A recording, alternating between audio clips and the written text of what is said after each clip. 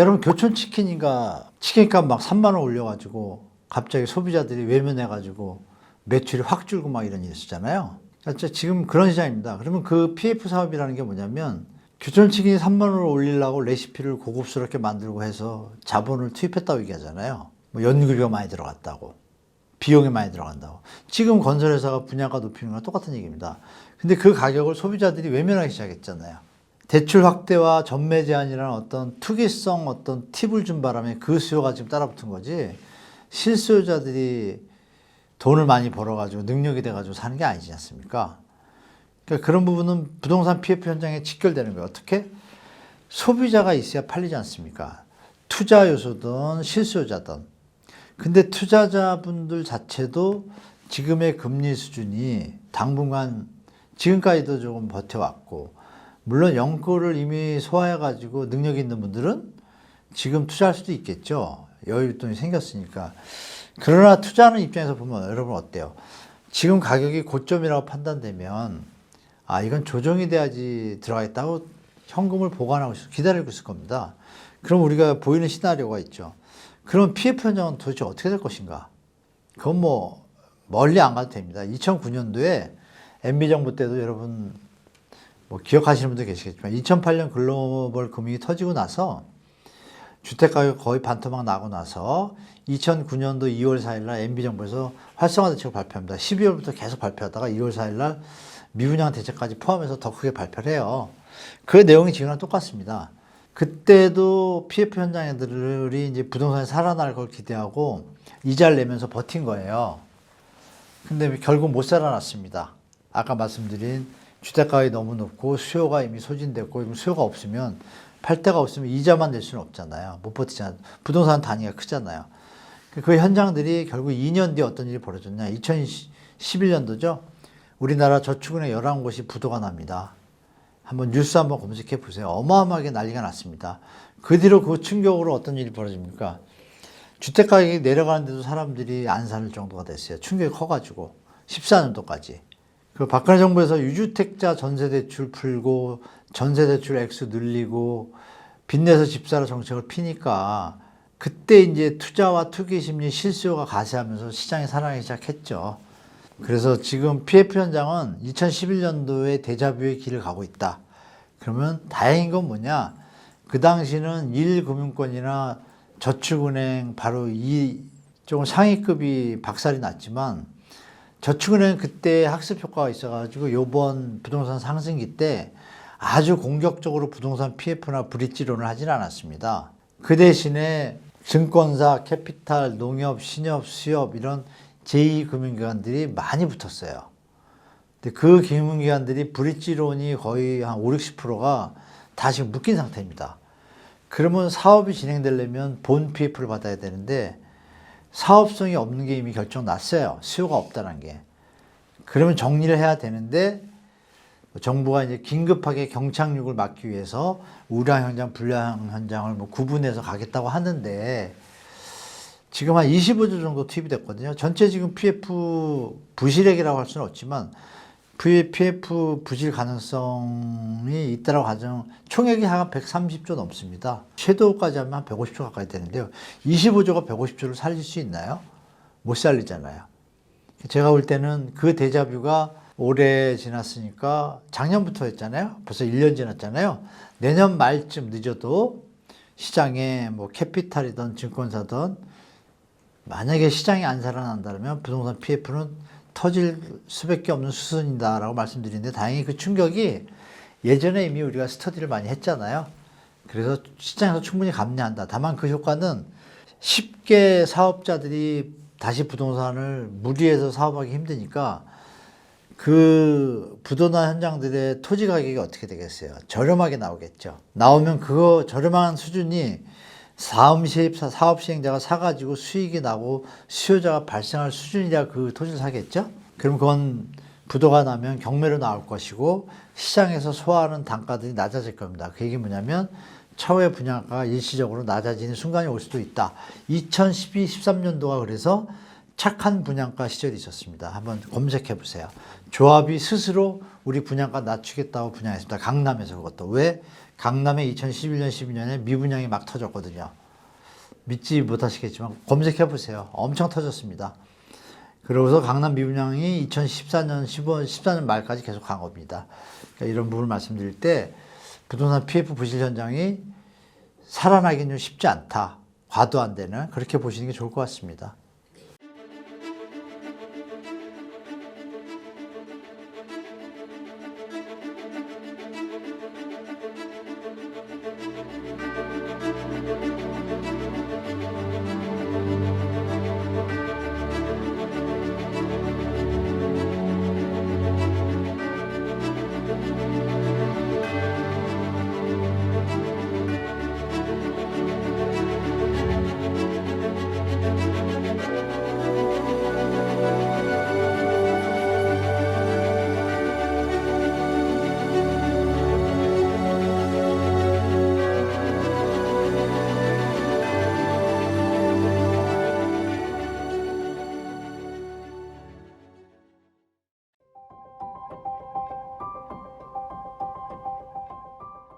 뭐 여러분 식사하실 때 밥을 많이 먹었어요. 반찬도 너무 맛있어서 많이 먹었어요.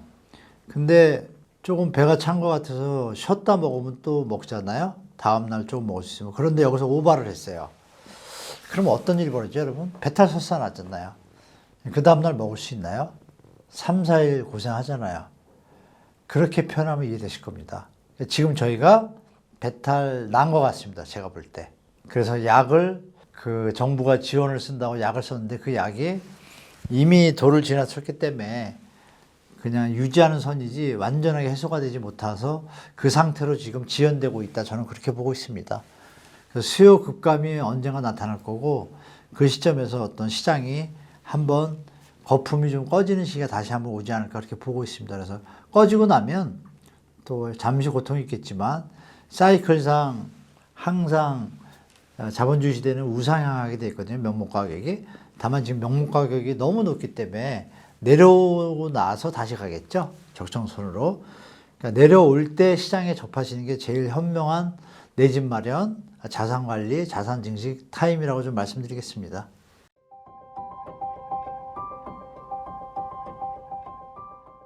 그거는 너무 액면 받아드시면 안 됩니다. 강남이 22억짜리가 14억은 실제로 14억 거래 수준으로 형성된 게 아니고요. 22억이라면 여러분 생각해 보십시오. 지금 수요가 많이 빠졌지만 다음 어떤 사람이 기다리고 있다면 22억인데 한 17억, 18억에 사지 않을까요? 상식적으로. 그 14억은 뭐냐면 아마 99% 직거래일 겁니다. 직거래. 직거래란 건 뭐냐면 증여세나 이런 상속세 이런 세금을 조금 절세하기 위해서 직접 거래 형태를 취하는 경우가 있습니다. 그러면 현재 시세에 상하폭이 있어요. 상하폭에서 30%로 제가 기억을 하는데 그 정도까지 빠졌을 때는 그냥 실거래가로 인정을 해줍니다. 그러면 22억의 아들한테 상속하는 것보다는 직접 거래하는 게 낫겠죠. 줄 거라면. 뭐 그런 경우일 거라고 좀 추측이 되고 만약에 실제로 시장에서 14억에 거래가 됐는데 그 전 거래가 19억이었다. 그러면 뭔가 정상적이진 않죠, 여러분. 다만 이제 제가 느끼는 것은 그 직전 거래 가격이 2021년도 최고점에 22억이었다라면 가능한 시나리오예요. 근데 제가 말씀드린 것처럼 직거래가 앞에 경우일 수도 있고 그럴 경우가 좀 많을 것 같고요. 지금 보면은 통상 고점보다 서울에 30% 하락된 거래들은 꽤 있고요. 통상 20에서 15% 하락 거래에서 움직이고 있습니다. 그건 뭐 명확한 팩트니까. 다만 그 한국 부동산은 제가 뭐 잘 믿지 못한다고 여러 번 말씀드리는데 물론 열심히 하시고 있는 건 아는데 뭐 표본자를 오픈해 주시면 제가 좀 100% 제가 사과를 드릴 텐데 지금까지 아직도 좀 명확하지 않은 것 같으세요. 한국 부동산은 보수적으로 일단 가격을 책정하고 그러는데 거기에 패턴을 보면은 보통 90%나 지수로 따질 때 한 85% 수준으로 책정되어 있어요. 그러면 그거보다 5%, 10% 더 다운된 거래가 있다고 생각하시면 됩니다. 그게 뭐냐면 최고점 대비 20에서 30% 정도 거래되는 게 시장에 지금 많이 있다. 그리고 실제로 뭐 죄송한 얘기지만 제 유튜브에 그 직전 거래 대비 대한민국의 지금 직전 거래 대비 현재 가격이 어느 정도 갭이 있는지를 공개적으로 통계를 내는 게 거의 없는데요. 제 개인 유튜브에서 좀 다루고 있습니다. 그래서 좀 참고하시면 좋을 것 같아요. 그래서 저번 주 체크를 해보니까요. 하락 거래가 거의 뭐 7, 80% 됩니다. 서울에. 근데 이게 이제 집회는 아까 말씀드린 대로 100% 산입을 안 해요. 이상한 방식으로 하기 때문에. 그러니까 그거를 그 국토부 실거래가를 제가 한 거니까 여러분들이 참고하시면 조금은 도움되실 것 같고, 그래서 제가 볼 때는 지금 하락의 14억 거래는 약간 특수거래고, 제가 볼 때 현재부터 연말까지 아마 5에서 10%의 하락 조정이 좀 많이 있을 것 같습니다. 제가 볼 때. 그 이유는 신생아론에 대한 어떤 수요자들의 상태를 제가 100% 파악은 못했지만 약간 다시 보합 내지 반등의 기미가 있을 것이고요. 그게 끝나면 이제 재하락이 또 시작될 것 같습니다. 예.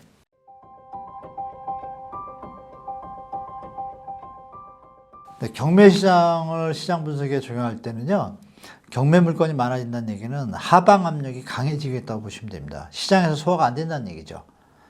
시장에서 소화될 거면 돼야 되는데 그 안에 뭐 임차권이나 전세권, 뭐 근저당권, 가압류, 가처분 등의 문제가 있을 수도 있지만 추세를 봐야 되겠죠. 추세가 강남의 경매 물건의 아파트가, 강남 아파트가 좀 있을까요?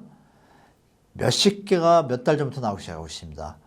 그러면 현재 강남 시장은 약간의 조금 과장된 가격 시세가 유지되고 있다고 봐도 되겠죠, 여러분?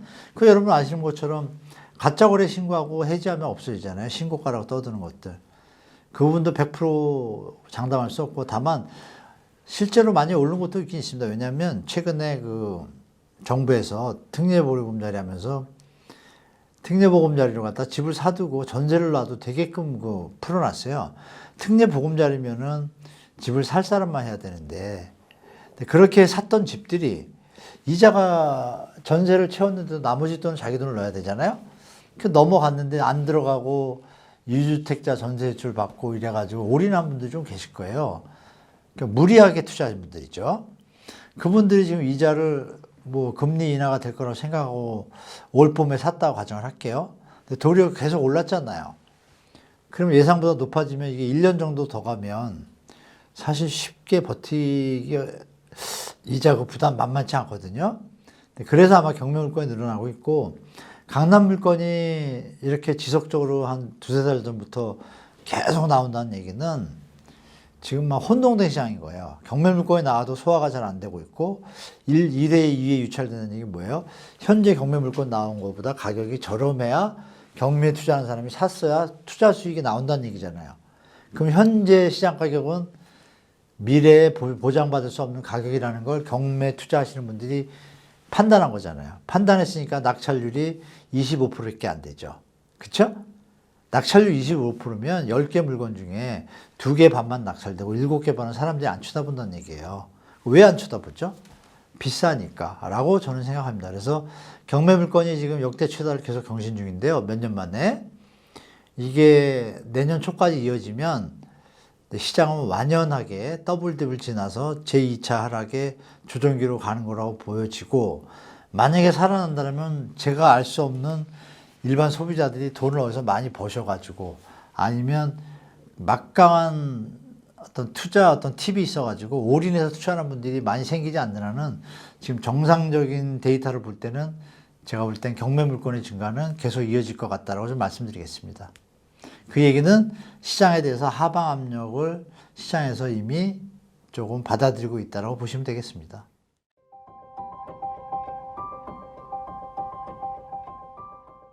네, 실제로 지금 경매 물건이 많이 나오고 유찰이 많이 되다 보니까 조금 생각을 하시는 분들은 좀 어렵긴 하지만, 경매를 지금 배워서라도 경매를 받아서 집을 살까 이러세요. 그런데 그건 좀 섣부르십니다. 왜냐하면 경매 물건에는 뭐 깨끗한 물건이라는 거는 이제 뭐 소유권의 제한사항들인데요. 이 가압류 가처분 막 이런 것들이 있습니다. 근데 그런 거 정도를 아실 정도면은 접근하셔도 되는데, 제가 지금 드리는 말씀이 가압류 가처분 가등기를 모르는 상태라면 공부를 좀 하신 다음에 하시던지, 아니면 경매 대리인이라는 제도가 있습니다. 공인중개사분들 중에 지역에 오래 있으시고, 만약 여러분이 사신 동네에 한 15년 된 분이 계세요. 앞으로도 하실 것 같아요. 근데 그분이 경매 대리인이에요. 그분한테 부탁하시면 됩니다. 그분은 지금 말씀드린 그런 권리들을 분석할 줄 아시거든요. 어느 정도. 그래서 사건이나 사고 혹시 잘못 낙찰 받으셔가지고 좀 안 좋은 일 당하는 경우가 좀 간혹 있습니다. 그래서 아무나 하는 것도 아니고 그래서 그런 걸 활용하셔가지고 접근하는 건 괜찮겠습니다. 다만 본인이 조금 공부하고 뭐 계약금 훅 냈다가 잔금 못 내고 뺏기는 경우도 많으시니까 절대 신중하게. 다만 공부하신 분들은 지금 내 집 마련을 그걸 활용하는 분도 계십니다. 공부를 잘하고 부동산을 아시는데 사업을 하다가 상태가 안 좋아졌어요. 그럼 경매 내용을 아니까 어떻게 했어요? 무조건 경매로 사겠죠, 그분은? 그러니까 어느 정도 아시면은 경매로 사시는 거 권해드리고 모르시면 경매 대리 아니면 조금 보조하셔라라고 말씀드리겠습니다. 그럴 경우에는 경매보다는 여러분 공공분양에 좀 관심을 가지십시오. 여러분 생각하는 것보다 3기 신도시와 차후에 나올 공공택지들의 물건에 입지도 좋고 분양가도 가끔 좀 비싼 건 있지만 대부분이 양호한 수준에 나옵니다, 여러분. 그래서 다행히 요즘 철근 가격이 좀 내려가고 있거든요. 여러분 상상해 보세요. 이 건축비 자꾸 올라간다고 국토부가 약간 뻥 같은 걸 치는데 분양가 상한제를 누가 풀어줬나요? 안 풀어줬으면 이렇게 분양가 안 올랐습니다. 국토부가 풀어놨어요. 정부가. 풀어놓고서 분양가를 자율화시켰는데 최대한 받고 싶은 대로 받고 싶겠죠. 공공택지 같은 거 싸게 사가지고 분양가 막 업한다고 뭐 풀어놨으니까 어떡하겠습니까? 그러니까 이런 부분에 대해서 시장 분위기를 일단 이해하시고 그럼에도 불구하고 공공분양은 기존 시세 80% 선에서 좀 분양하거든요. 그러면은 입지가 좋은 곳들은 아주 싸지는 않지만 분양받아서 큰 무리가 없다 보고 특히 뭐 나눔형 선택형이 있어요. 그것도 보시면 장점이 있는 게 분명히 있습니다. 다행히 물량이 좀 많아가지고 많은 분들이 선택하게 하면 좋은데 그게 좀 부족한 게 좀 아쉬운데 아마 내년쯤에 총선용으로 젊은이들을 위해 가지고 또 좋은 자리들을 많이 발표할 수도 있어요. 그러면 그런 걸 좀 활용하시는 게 좀 좋을 것 같습니다. 그래서 경매는 적극적으로 하는 건 권해드리지 않습니다. 본인이 실력이 있고 내용을 알면 그건 뭐 100% 적극적으로 권해드리는데 잘 모르시면 경매 대리인도 못 믿고 내가 어떻게 해본다 그러면 지금부터 공부하셔서 뭐 1년 동안 하시면 1년 뒤에 경매 물건이 많이 많다면 또 좋게 연결될 수도 있겠죠. 경매는 결론적으로 물건이 많이 나와도 여러분이 모르시면 하지 마시라라고 말씀드리고 하시고 싶으면 공부하시고 들어가시고 정하고 싶은데 공부할 시간이 없으시면 경매 대리인을 활용하셔라라고 말씀드리겠습니다.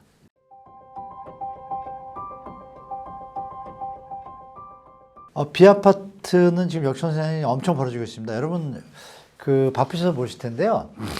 저도 뭐 한 1년 전부터 2년 전부터 계속 전세 사기 터지자마자 주장했었고 뭐 정부도 알고 있고 관계기관도 다 알고 있는 사실이고 좀 많은 분들이 그런 부분에 우려를 표하고 대안을 제시했고 저도 여러 번 방송이나 이런 데서 대안을 제시했는데요.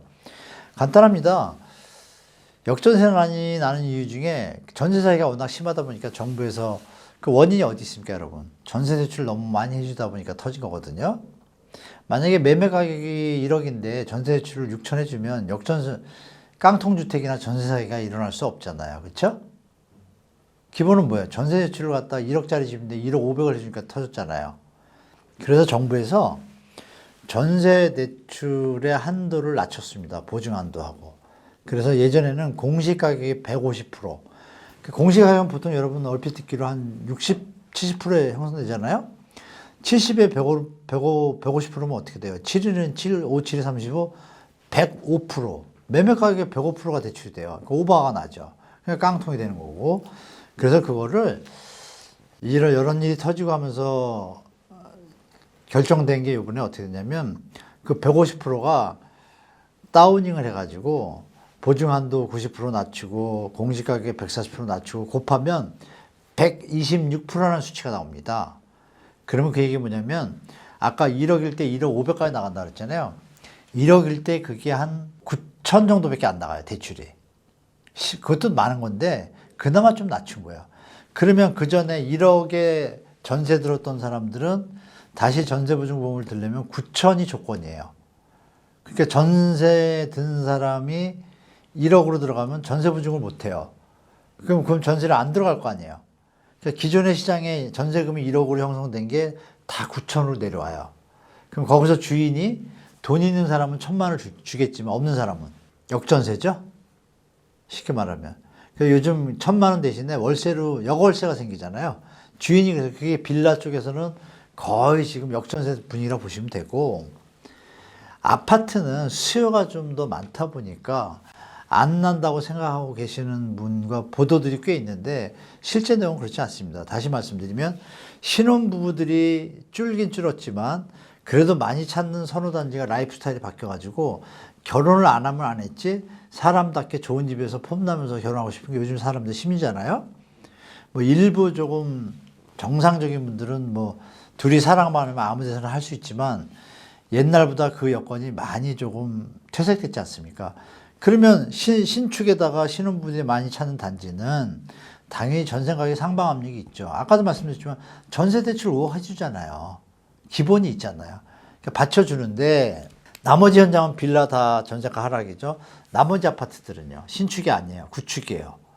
굳이 거기를 막 비싸게 들어갈 이유가 있나요? 그러니까 거기서 이제 수요가 대체 수요가 또 월세도 있지 않습니까? 빌라도 있고. 요즘 젊은이들이 똑똑해서 아주 신축 아닌 다음에야 차라리 고급 빌라가 더 싸면 고급 빌라를 가요. 고급 빌라라는 게 요즘 뭐 아파트처럼 빌라 5층짜리인데 엘리베이터 꽂고 깨끗한 데도 많거든요. 그쪽 수요가 또 도리어 있어요. 근데 그게 아파트보다 저렴합니다. 그러면 수요가 빠지면 어떻게 돼요?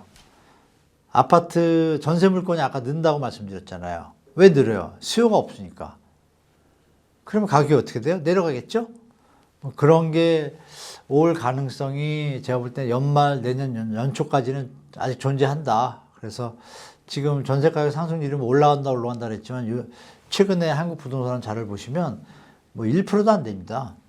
그럼 뭐 올라갔다고 하기도 좀 그렇죠. 물론 일부 단지는 많이 올라간 데도 있어요. 그거를 일반화시키면 안 돼요, 여러분. 그죠? 고급 아파트가 전국에 1, 2%밖에 안 됩니다. 왜 1, 2%를 갖다가 모든 국민, 모든 젊은이들이 거기 산다고 착하게 빠뜨리게 하는 기사를 쓰는지 우리 기레기님들은 좀 반성했으면 좋겠습니다. 네.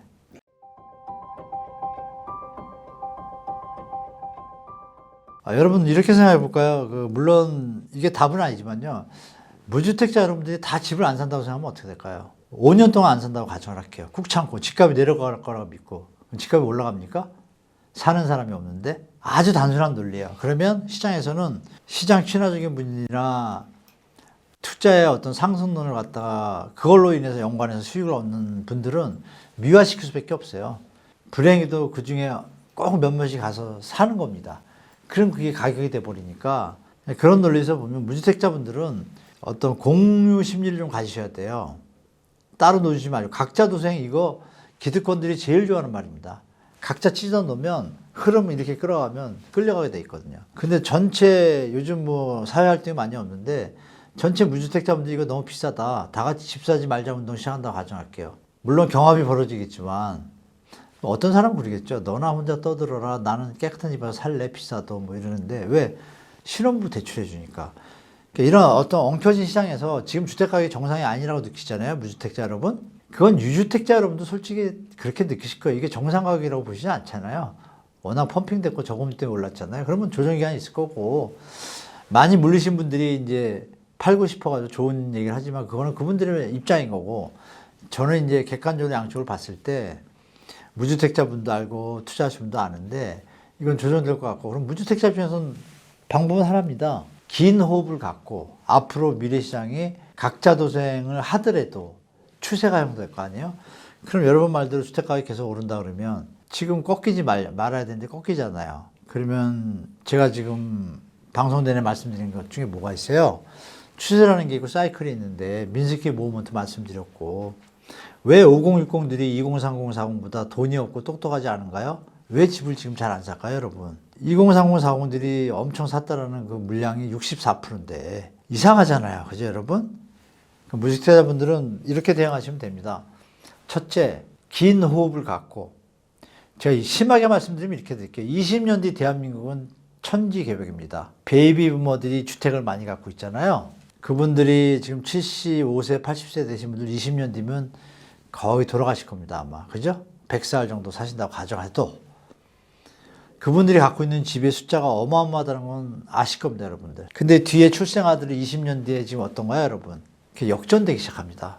물론 혹자들은 서울같이 모이는 데는 계속 될 거야 그러는데 수도권에 빈집이 있으면 대체지가 되잖아요, 여러분. 수도권에 빈집이 생기면 싸질까요, 안 싸질까요? 싸지면 그걸로 이동을 하겠죠. 서울에서도. 그러니까 그 하방 압력이 됩니다. 그래서 무주택자분들은 긴 호흡을 가져야 되는데 뭐 20년 얘기하지 마라 이런 분들한테 드릴 말씀이 현재 시점에서 대책은 공공분양 아까 말씀드렸잖아요. 공공분양 열심히 또 입지가 제일 좋은 곳들이 좀 많이 나와요. 그런 부분들은 여러분 도시계획 역사에서 공공분양의 한 자리를 기본으로 해서 도시계획이 잡혀집니다. 뭐 그런 거 생각해 보시면 미래 발전성이 많다는 얘기거든요. 예전처럼 2기 신도시처럼 베드타운화 되는 거는 이미 예전에 경험했기 때문에 이제 그런 일이 없어요. 3기 신도시나 택지지구는 다 입지들이 좋고 교통환경도 비교적 되게 좋습니다. 그래서 그쪽에 올인하시면 좋을 것 같고 만약에 기존주택을 사시는 분들이면은 자기 소득의 35%가 넘는 게 대출 원리금 상환액 수준의 주택가격이다. 그러면 안 하시는 게 좋을 것 같습니다. 그렇게 무리해서 들어갔을 때 제가 볼 때 그 조금이라도 어떤 변수가 생기면 이자 감당이 힘들거든요. 그때 집이라는 주거의 쾌적성은 두 번째 치고 집 때문에 머리 아프고 가족 관계도 안 좋아지는 것도 제가 봤습니다. 그러니까 절대 무리하지 마시고 여러분이 다 같이 무리하지 않는다면 가격은 정상 가격으로 오겠죠.